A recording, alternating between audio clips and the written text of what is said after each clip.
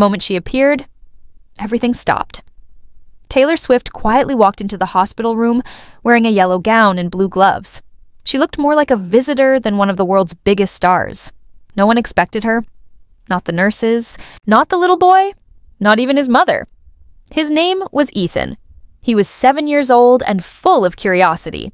He always asked questions about everything: how elevators work, where birds go at night, and why the moon sometimes disappears. He loved puzzles, superheroes, and drawing with too many colors. Life to him felt like an endless adventure. But then came the bruises, small ones at first, on his arms and legs. His mom thought maybe he just fell while playing. Then came the low fevers that wouldn't go away. Then the tiredness. He started falling asleep during cartoons. He stopped, rushing to greet his cousins at the door. Then came the tests. Blood tests, then more blood tests, and finally, a word no parent ever wants to hear: leukemia. That moment changed everything. Ethan didn't understand much, but he knew hospitals. Didn't feel like home.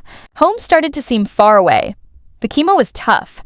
He stopped eating, his hair began to fall out, and even the playroom visits ended. Slowly, he grew quiet. He didn't ask for his crayons. He didn't want to see cartoons. He barely said a word. The nurses tried, the games, music, and visits, none of it seemed to help. Sometimes he gave a small smile, but most of the time, he didn't react at all. By week 6, Ethan had grown pale and thin. His energy was gone. He stopped drawing, stopped asking questions, and barely responded to anything. The doctors said the treatment was working, the cancer was going away, but Ethan wasn't coming back. His mom tried everything. She brought books, soft toys, and a new puzzle every week. But nothing seemed to touch him. One morning, a nurse named Carla came in early to check his vitals. She saw Ethan's mom by his side, gently rubbing his hand. "I don't know what else to do," she said quietly. "He's not here anymore." Carla didn't answer right away. She just looked at Ethan, his eyes open but staring past the IV pole. Then she quietly left the room. Less than 48 hours later, the door opened again. But it wasn't Carla this time. It wasn't a doctor either. It was her, Taylor Swift. She walked into the hospital room in a yellow gown and blue gloves. No cameras, no manager, no crowd, just her. For a moment, no one moved. Ethan's mom froze. Taylor gave a soft smile, one that said she understood. "Hey," she whispered gently.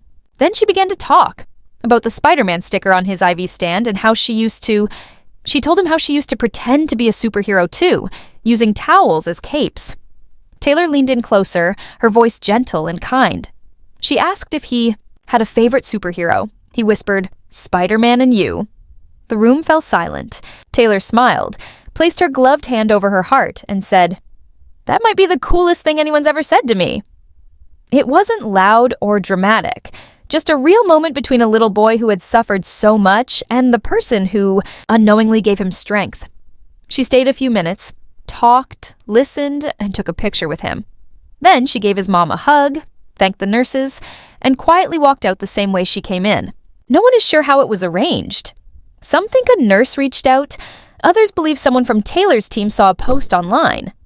But however it happened, it was real. And it was exactly what Ethan needed. That night, his mom stepped into the hallway for a moment and finally cried. Not from fear, but because for the first time in so long, her son looked like himself again. If Ethan's story touched your heart, make sure to subscribe for more emotional, powerful stories like this. 1. The next morning, Ethan's room felt a little different. The nurses noticed it first. His eyes followed them again. He didn't smile.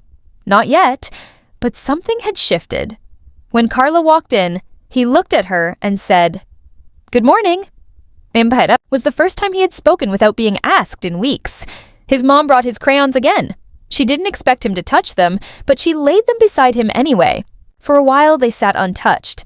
Then slowly he reached out, picked up a red one, and started to draw. It wasn't much, just a stick figure with yellow hair and a big smile. But it was something.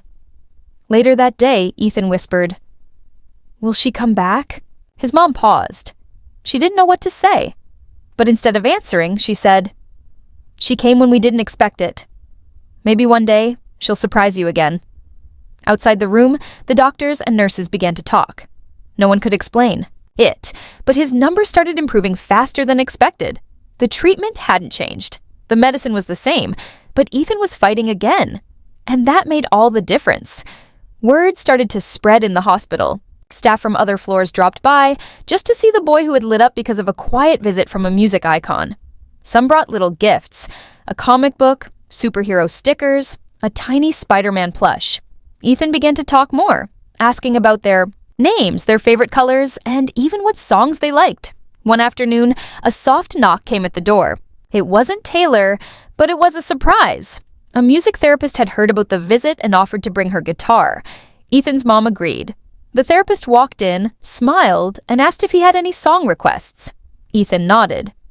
"Can you play something happy?" The therapist started strumming a cheerful tune, and after a few minutes, something incredible happened. Ethan started humming.